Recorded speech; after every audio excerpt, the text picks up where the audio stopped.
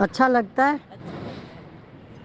कि मतलब कितनी अच्छे एकांत में सुनो तो कुछ अलग ही दिमाग में जाता है।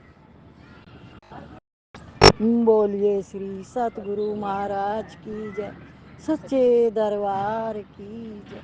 भगवत प्रेमियों, सभी के हृदय में बसे हुए शुद्ध परमात्मा को शुद्ध हृदय से नमस्कार नमस्कार नमस्कार। सभी के हृदय में बसे हुए शुद्ध परमात्मा को शुद्ध हृदय से नमस्कार नमस्कार नमस्कार।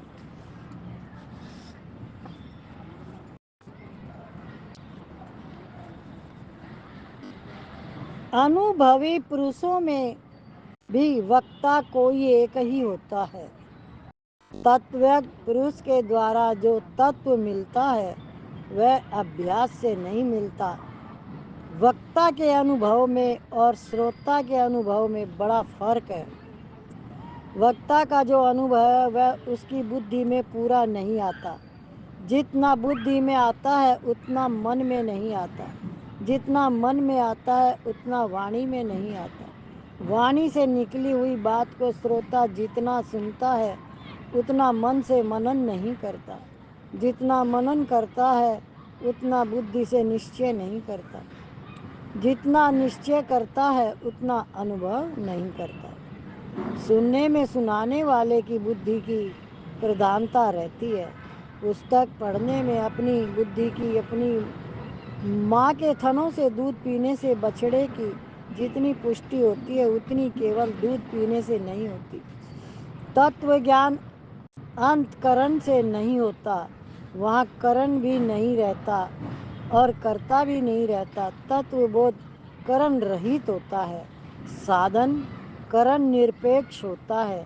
तत्व ज्ञान से तत्व की प्राप्ति नहीं होती, प्रत्युत अज्ञान का नाश होता है। अज्ञान का नाश करके तत्व ज्ञान स्वयं शांत हो जाता है और स्वरूप तत्व शेष रह जाता है। इस प्रकार जब तत्व ज्ञान भी तत्व तक नहीं पहुंचता फिर करण कैसे पहुंचेगा। ज्ञान स्वयं सिद्ध है, वह उत्पन्न नहीं होता। इसलिए ज्ञान होने पर ऐसा नहीं होता कि पहले अज्ञान था अब ज्ञान हो गया। जिस परमात्मा की प्राप्ति चाहते हैं वह मौजूद है, वह अभी है, अपने में है, अपना है, वह सब में है, सब उसमें है। शरीर संसार अपने नहीं है, उनकी सेवा करो। शास्त्र संसार की मर्यादा के अनुसार चलो। शरीर संसार का है, स्वयं परमात्मा का है। शरीर लग जाए सेवा में, आप लग जाओ भगवान में। शास्त्र ने स्त्री के लिए गायत्री मंत्र का निषेध करके उसका तिरस्कार नहीं किया है, प्रत्युत उसकी आफत छुड़ाई है। राम नाम का जप गायत्री मंत्र से कम नहीं है। तत्व ज्ञान से निराश नहीं होना चाहिए। तत्व ज्ञान अज्ञानी को ही होता है, ज्ञानी को नहीं। मैं परमात्मा को चाहता हूँ, संसार को नहीं। इतना होने से अंतःकरण शुद्ध हो गया। अंतःकरण से तत्व ज्ञान नहीं होता, करण से क्रिया की सिद्धि होती है। जितने भी कारक है सभी क्रिया सिद्धि में ही हेतु होते हैं। परमात्म तत्व क्रिया से अतीत है, इसलिए उसको अंतकरण के द्वारा नहीं पकड़ सकते। तत्व ज्ञान अज्ञान का नाश करने वाला है, स्वरूप को पैदा करने वाला नहीं है। अतः जब तत्व ज्ञान भी परमात्म तत्व तक नहीं पहुंच सकता फिर करण कैसे पहुंचेगा। निष्काम भाव से किसी को एक गिलास पानी पिला दिया, रास्ता बता दिया तो वह थोड़ा सा कर्म भी नष्ट नहीं होगा, कल्याण ही करेगा। परंतु लाखों रुपए लगाकर भी सकाम भाव से यज्ञ आदि किया जाए तो वह फल देकर नष्ट हो जाएगा। क्या समझ में आया? कुछ सुना कि गार्डन में घूम रहे हो? रास्ता भी बता दीजिए, थोड़ा जोर से बोलो। रास्ता भी बता दीजिए, किस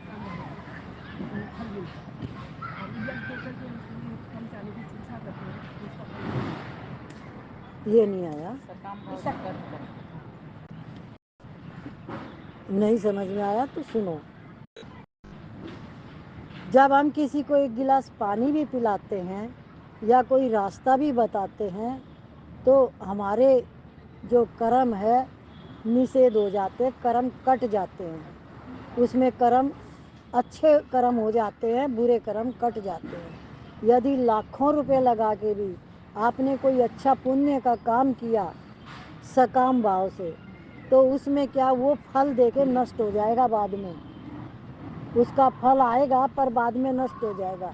पर जो निष्काम सेवा करी थी उसका फल आएगा तो वो नष्ट नहीं होगा। समझ में आ गया अब? तो कौन सा काम सही है कौन सा गलत है? निष्काम। समझ गए? एक पानी के गिलास और रास्ता बताने का भी इसके अंदर गुणगान आ गया। और लाखों रुपए खर्च करके भी जो आपने सकाम कर्म किया वो फल तो देगा, क्योंकि आपने खर्चा किया अच्छे काम के लिए, पर वो बाद में नष्ट हो जाएगा।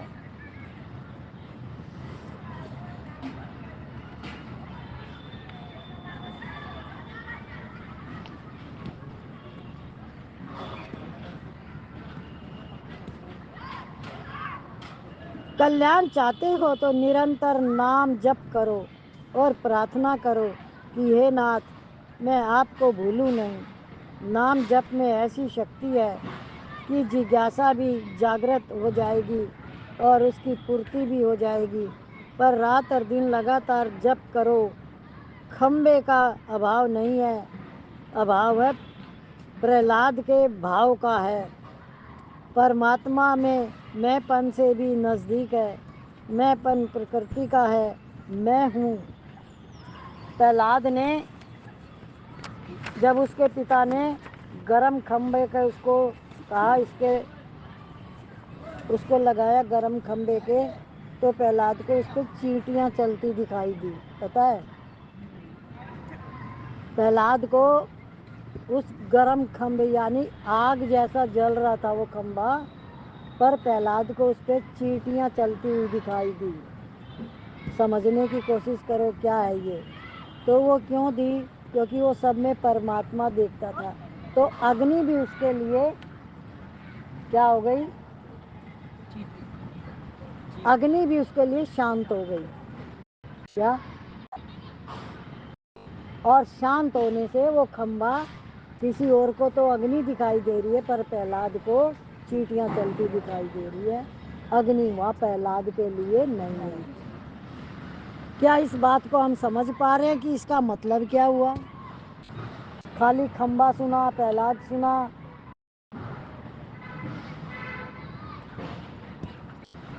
भगवान की भक्ति, प्रहलाद के अंदर भगवान की भक्ति थी, वो सब में भगवान देखता था।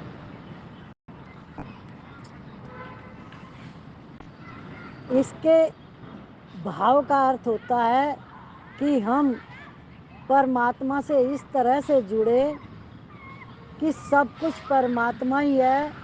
जो भी कुछ दिखाई देता है, जो भी कुछ सुनाई देता है, सब परमात्मा ही है। एक रस एक तत्व हो जाए तो फिर भेद बुद्धि मिट जाएगी।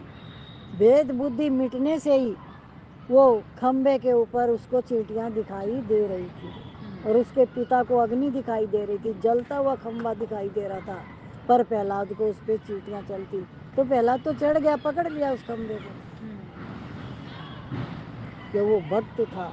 आपको एक चीज़ और समझनी है बहुत गहराई से, अगर आप अनुसरण करोगे तो आपके बहुत काम आएंगे। जब भी कोई भगवान की भक्ति करता, सच्चे हृदय से भगवान को चाहता है और समदृष्टि बन के रहता है। समदृष्टि का मतलब कोई भेद बुद्धि नहीं है उसमें, किसी से राग द्वेष नहीं है, इच्छा कामना नहीं है, तो वो जो भगवान की भक्ति करता है तो उसकी हर घड़ी हर पल भगवान रक्षा करते हैं।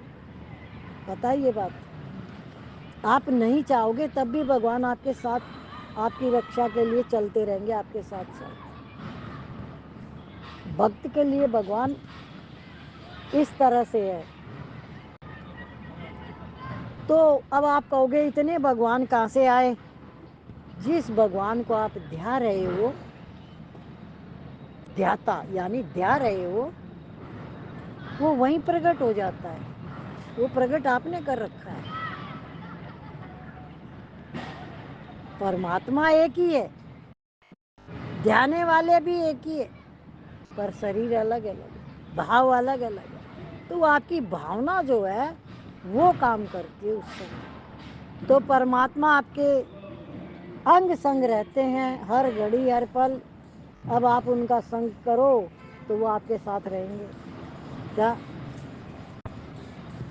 आप अपने साथ जिसको चाहते हो वही तो रहेगा आपके साथ? ये तो आपको पता ही होगा। आप मन से किसको चाहते हो? हम बोलते हैं भगवान को चाहते हैं। जो भगवान को चाहता है वो भगवान के साथ ही जुड़ा रहता है। उसको संसार में रस नहीं होता, किसी भी तरह का रस नहीं होता। उसे सारे भोग, वो खाएगा तो बादाम का भी हलवा, पर उसके अंदर उसकी आसक्ति नहीं है। तो भगवान का जो भक्त होता है वो संसार में समदृष्टि बन के रहता है, प्रेम भाव से रहता है, आनंद में रहता है। तो परमात्मा उसके अंग संग रहते हैं हर घड़ी हर पल। है सबके संग, पर जो जैसी सोच रखता है उसको वैसे वैसे ही सारा कुछ होता है। अब जैसे बहुत बार हम सुनते नहीं है, तू तो कह रहा था ना मेरा भगवान है, वो आ जाएगा, बुला बुला उसको। अब वो तो जो कहता था वो तो भगवान को देता है। जो उसको चिढ़ा रहा है, जो नहीं जानता भगवान को पर बोलने में माहिर है, तो अब दोनों को अलग अलग चीज़ मिलेगी। क्या? जो भगवान को जानता है, चाहता है कि मेरे तो भगवान है। जैसे अब मैं आपको एक और बात बता दूं, सारे दिन ये चलता रहता है, हिंदू मुसलमान और लड़ाई झगड़े, ये नेता सारे दिन यही करते हैं। तो हमने कहा मुसलमान हमारा कुछ नहीं बिगाड़ सकते। मेरे भाव की बात बता रही हूँ मैं। क्यों नहीं बिगाड़ सकते? हमारे पास तो राम भी है और कृष्ण भी है। क्या? कौन है? राम भी है, कृष्ण भी है।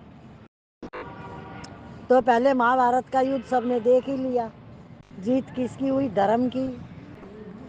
गृहस्थ में अपने अपने कर्तव्य का पालन करें, दूसरे मेरी सेवा करें, इसकी इच्छा मत रखें।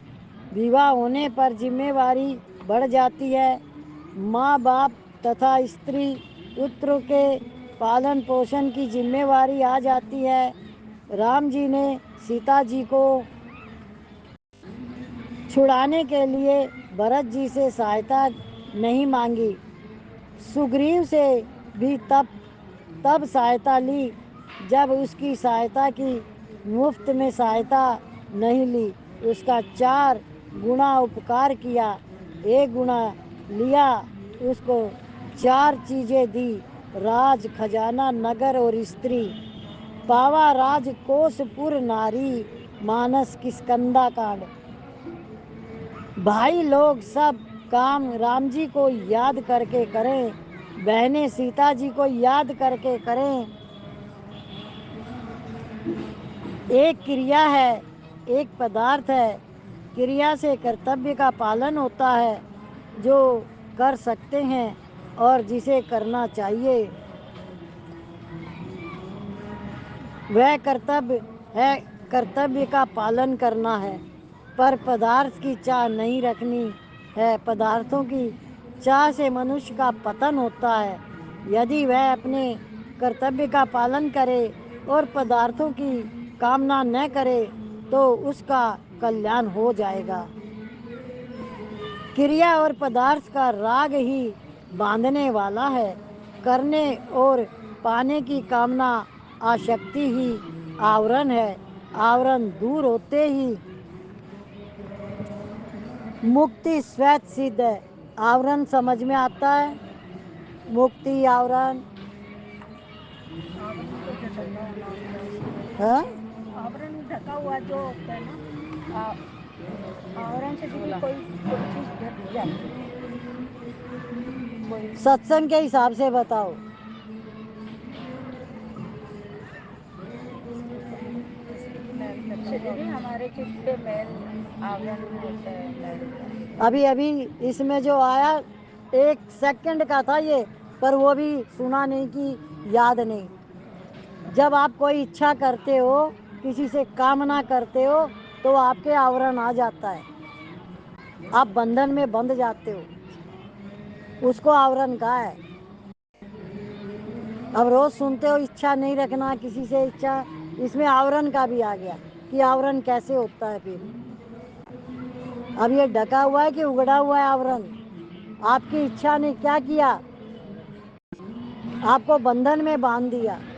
आप स्वतंत्र हो, और स्वतंत्रता आपने खो दी इच्छा के कारण।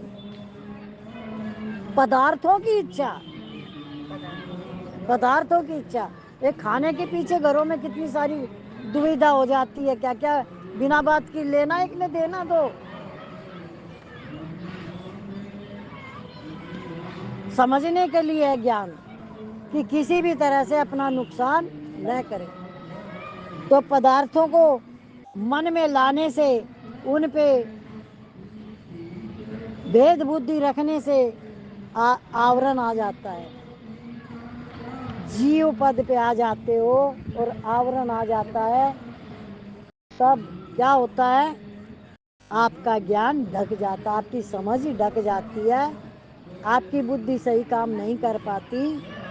इसलिए आप अच्छे से अच्छा करने वाले थे और आप उसके आवरण के कारण उसमें फंस गए। मुक्ति स्वैत सिद्ध है, परमात्मा सब जगह परिपूर्ण है, जहाँ भक्त चाहे वहीं वे प्रकट। अभी थोड़ी देर पहले हमने यही तो बोला था, प्रकट हो जाते हैं। प्रहलाद जी के लिए वे खंबे से प्रकट हो गए। केवल विश्वास कर ले कि भगवान सब जगह परिपूर्ण है। भगवान प्रहलाद के लिए प्रकट हो गए, तो क्या हमारे लिए प्रकट नहीं होंगे? हो सकते भगवान सब जगह है, तो मेरे भी है ऐसा दृढ़ विश्वास हो जाए। इनकी जिस समय झांझर बजनी शुरू होती है ना, पहली वाली, उस समय ये जाता है। याद रखना अब आगे से। मैंने कल भी नोट किया था, आज भी किया है। झांझर पहले बजाते हैं ना सबसे पहले, तब या तो ये माइक या तो झांझर। तो भगवान प्रकट हो जाएं, जो सब जगह परिपूर्ण है, वे ही भगवान प्रहलाद के इष्ट थे।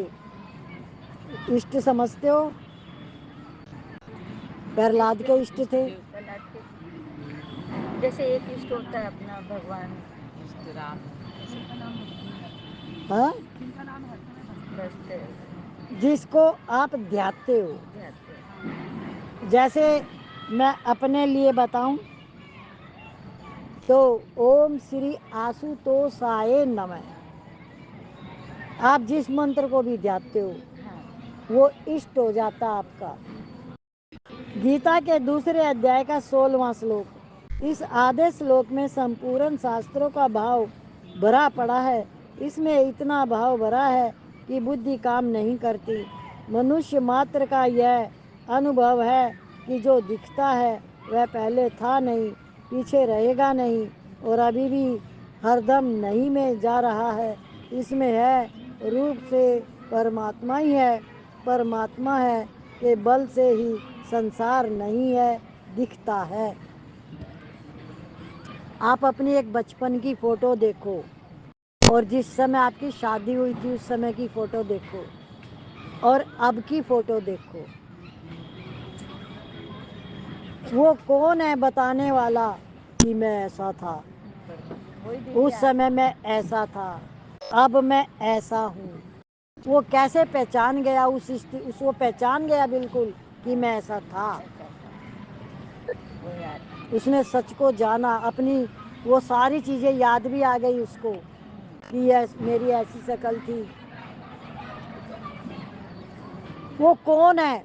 अब वो स्थिति तो शरीर की तो नहीं है, तो शरीर तो नहीं कह सकता। तो वो जानने वाला, कहने वाला कौन है? वो मैं हूँ, जानने वाला, देखने वाला, वो है आत्मा। अब आप इतने क्लियर पहुंच गए हो, इस जगह पे पहुंच गए हो, तो परमात्मा अब जब हृदय में वास हो रहा है, तो जिसका हृदय में वास होता है वो हमसे दूर कैसे जाएगा? जा सकता है? नहीं, वो तो हमारे साथ ही, हमारे पास। आपने देखा नाभि के ऊपर से कितने वो चक्र हैं हमारे यहाँ तक? देखते हो किसी चीज में? YouTube पे भी बहुत आता है, वो प्रकाश के चक्र सारे। हाँ, अष्टचक्र, 7 चक्र या 8 चक्र। तो वो चक्र क्या है? वो एक शक्ति है, उसी से पूरा सिस्टम चलता है। नाभि के ऊपर से शुरू होते हैं वो। अब आप अपने अंदर अनुभव करो वो क्या चीज है, कौन है वो, ये कैसे अंदर बने हुए हैं, कौन शक्ति चला रही है? वहाँ कोई लाइट तो नहीं लगी हुई, और वो लाइट दिखती है एकदम।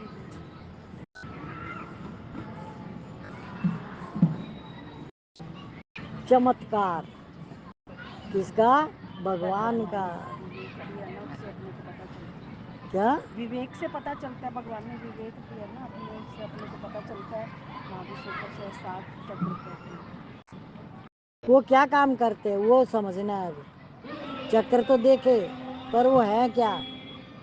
पूरा सिस्टम उन्हीं से कैसे चलता है? आप ऐसे ही हंस रहे, ऐसे ही बोल रहे, ऐसे ही खा रहे हो, ऐसे ही नहा रहे हो, ऐसे ही चल रहे हो, ऐसे ही सो रहे ये हो। सिस्टम उनसे चलता है। सिस्टम बना हुआ है टोटल। और देखो परमात्मा का सिस्टम अटल और एक जैसा है। मनुष्य तो गलतियां भी कर सकता है, भगवान क्या कोई गलती नहीं होती है? मशीन वैसी बनी हुई है, अंदर खाते हैं उसका भी पूरा पाचन होता है। वो चीजें पकड़नी है हर टाइम कि प्रकृति और परमात्मा ने किस तरीके से सिस्टम बनाया हुआ है। वहाँ कोई गलती नहीं, हमें भी गलती नहीं करनी है कहीं पर भी। जैसे चीनी के कारण ही बूंदी मीठी लगती है, अन्यथा चने के आटे में मिठास कहाँ से आई? जैसे चीनी के कारण फीका चने का आटा भी मीठा लगने लगता है, ऐसे ही है के कारण नहीं भी है दिखने लगता है। गुरु कहे कि है और चेला मान ले कि हाँ है, तो काम हो गया। चाहे विश्वास कर लो, चाहे अनुभव कर लो, विश्वास कर लोगे तब भी हो जाएगा काम। अपनी तो चलानी ही नहीं कहीं पर भी। जहाँ पे चलाए फंसे। देखो फंसाने वाले तो सब हैं, बचाने वाला एक गुरु ही है। क्या बचाने वाला कौन है? एक गुरु। और फंसाने वाले सब क्यों? हमें फंसा सकता है कोई? कोई हमें कुछ नहीं कर सकता। जो हमारी इच्छा है, काम क्रोध लोग एक साथ बोलने से काम नहीं बनता। इच्छा ही जो चीज़ नुकसानदायी है उसको पकड़ो पहले, कि अगर मुझे क्रोध आता है तो क्यों आता है। बस एक ही चीज़ पकड़ो तो आपको भेद पता चलेगा क्यों आया।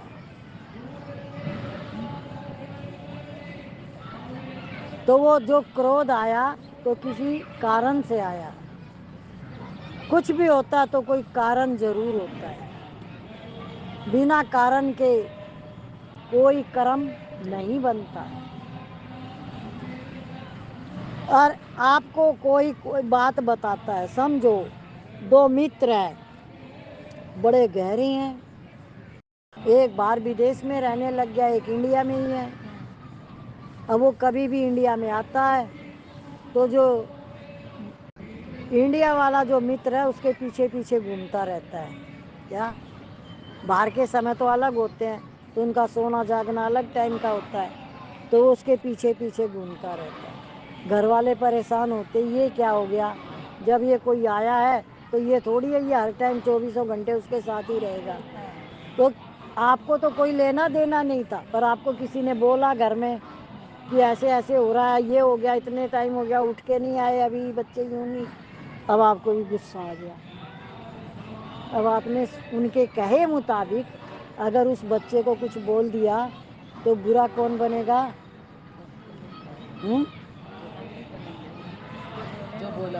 जो बोला वो बनेगा। उस समय तो आपने सुन ली और आपको क्रोध आ गया और आप कुछ बन गए कि मैं ऐसे बोलती हूँ। पर आपने अपने विवेक को जगाया और समय लिया, उसके स्वभाव का मंथन किया अपने अंदर कि उस बच्चे का स्वभाव कैसा है और मेरे बोलने से क्या हो सकता है।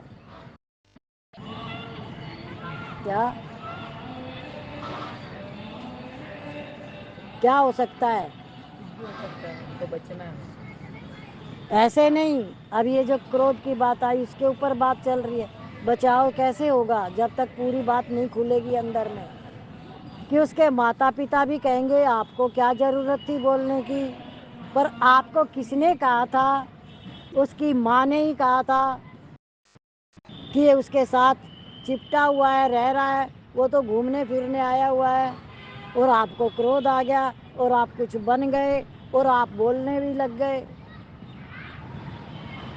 फिर आपका विवेक जागृत हुआ तो आपने उसके स्वभाव को समझा, फिर अपने अंदर धैर्य रखा, फिर आपने अपने इष्ट से प्रार्थना करी कि मेरे को क्रोध नहीं आना चाहिए, ये बात है। अब आपकी रक्षा भगवान करेंगे, ऐसा आपके अंदर दृढ़ विश्वास होना चाहिए। ये बात इसमें आ रही है कि फिर किसने उसकी रक्षा करी? भगवान ने, उसके इष्ट ने। जब भी कोई भी आप सत्संग में वाणी सुनते हो तो सुनने के समय विशेष ध्यान दें कि उसका कोई ना कोई अर्थ निकलता ही है। तो इष्ट ने उसकी सहायता की, उसने अपने इष्ट से प्रार्थना की।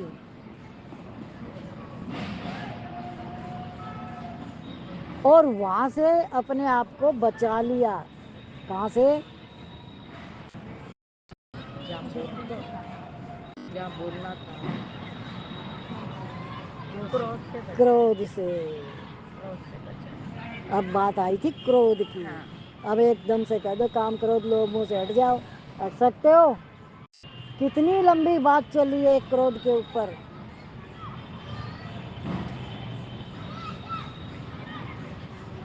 एक मिनट में तो आप बह जाते हो, एक मिनट में आप परेशान हो जाते हो। ऐसा नहीं होना चाहिए। ना मुझे परेशान होना है, ना मुझे बहना है। सुन ली, ठीक है। आप अपने बच्चों का समाधान नहीं निकाल सकते, दूसरे के बच्चे का कैसे निकालो? बोले दूसरे कैसे हो गए? अरे वाह, वो तुम्हारे हैं, तुमने जबरदस्ती मान रखा है हमारे। क्या जबरदस्ती मान रखा कि है तुम्हारे? हाँ,